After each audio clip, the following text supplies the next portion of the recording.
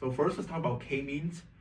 K-means is a machine learning algorithm that automatically divides data points into k number of groups based on their similarity, and then iteratively assign these points to the nearest centroid and updating centroids to the mean position of their assigned points until convergence, which effectively minimizes the within cluster sum of squares. So the main strengths of k-means is it's very easy to interpret since it produces spherical clusters.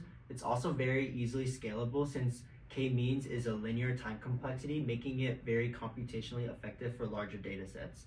Its main weaknesses is it's very sensitive to initialization, where the initial centroids can heavily affect how the data is clustered in the end. It's also not ideal for categorical data since k-mean relies on Euclidean distances and would not work well for categories or mixed data types. It's also very sensitive to outliers since the outliers can heavily impact centroids and distort the clustering results. Yeah, so we're going to talk about the first type of optimization, and we're going to try to seek improvements for k-means, and it's called ant colony optimization. And it's essentially an algorithm that helps us find better initial clusters compared to just random initialization of k-means.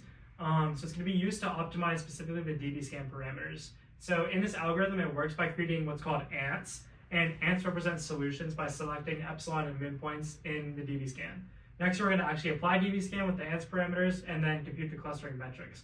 We then upweight what is called a pheromone, which is going to be any solution with a higher fitness is going to leave stronger pheromones. And essentially these pheromones are going to affect what these new ants search later on. So the new ants are going to bias their searches towards their pheromones and hopefully select these stronger parameters faster.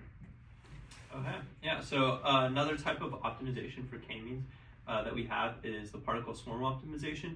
What is it? So the particle swarm, it's a global search algorithm with the ability to find the global optimistic result. However, achieving this optimistic result when near to the solution is very slow, whereas k-means is rather the opposite, where it is able to find a local optimum quickly, but finding a global result takes a long time. So by hybridizing these two approaches, it is possible to achieve an optimization benefiting both from the speed of particle swarm optimization, global search, and k-means local optima search, leading to a faster overall convergence in data clustering. So the goal for our project is to implement, train, and test ant colony optimization, as well as the particle swarm optimization, and then in the end compare and determine the strengths of both model against the traditional k-mean methods.